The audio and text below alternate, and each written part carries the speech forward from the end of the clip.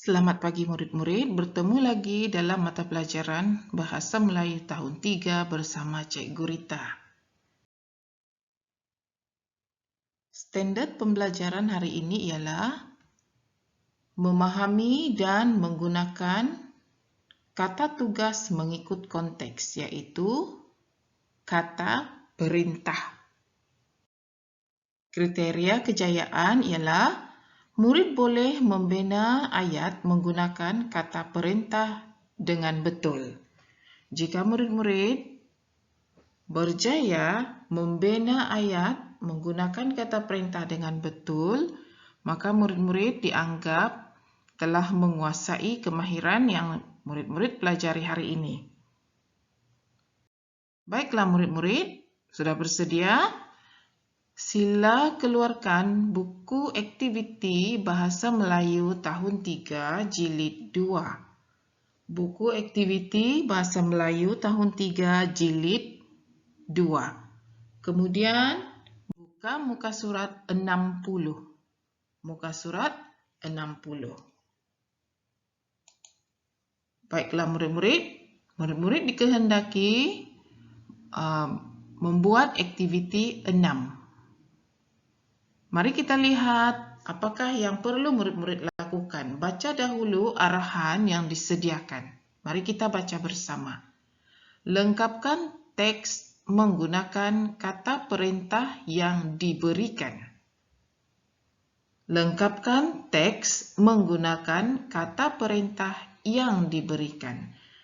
Baiklah murid-murid, di sini ada 4 gambar. Dan pada setiap gambar disediakan kata perintah. Ada kata perintah. Kata perintah ini perlu murid-murid gunakan untuk melengkapkan ayat berdasarkan gambar. Murid-murid dikehendaki membina ayat menggunakan maklumat yang telah disediakan di dalam gambar. Perhatikan gambar terlebih dahulu, kemudian lihat maklumat yang disediakan. Berdasarkan gambar dan maklumat tersebut, lengkapkan teks. Lengkapkan teks. Di sini ada teks yang telah disediakan dan murid-murid perlu melengkapkannya. Paham murid-murid? Mari kita baca dahulu tajuk Aquarium Fiber. Imran melihat cara Pak Longnya menternak ketam nipah menggunakan akuarium fiber. Baik, mari kita lihat gambar yang pertama. Di sini ada disediakan kata perintah yaitu sila dan juga akuarium fiber. Sila adalah kata perintah. Sekarang murid-murid baca pula ayat yang seterusnya. Masukkan ketam perlahan-lahan. Baik, lihat gambar. Di dalam gambar tersebut ada ketam dan lihat siapa ini murid-murid? Siapakah budak lelaki ini? Betul, ini adalah Imran. Dan gambar yang di sebelah kanan ialah Pak Long Imran. Baik, di sini apakah yang sedang dilakukan oleh Imran?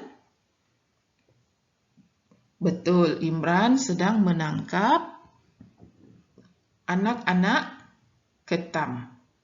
Jadi Pak Longnya memberikan arahan kepada Imran. Lihat, Imran sedang menangkap anak-anak ketam. Menangkap anak-anak ketam. Kemudian memasukkannya ke dalam akuarium fiber. Baik, jadi apakah ayat yang dapat dibina berdasarkan gambar dan juga maklumat yang disediakan di sini? Baik, mari kita coba bina ayat tersebut. Imran, kita boleh guna nama Imran. Imran, sila tangkap anak-anak ketam itu dan masukkan ke dalam akuarium fiber. Sekali lagi, cikgu baca. Imran, sila tangkap anak-anak ketam itu dan masukkannya ke dalam akuarium fiber. Noktah. Kemudian sambungan ayat, masukkan ketam perlahan-lahan. Ini adalah contoh ayat bagi gambar yang pertama.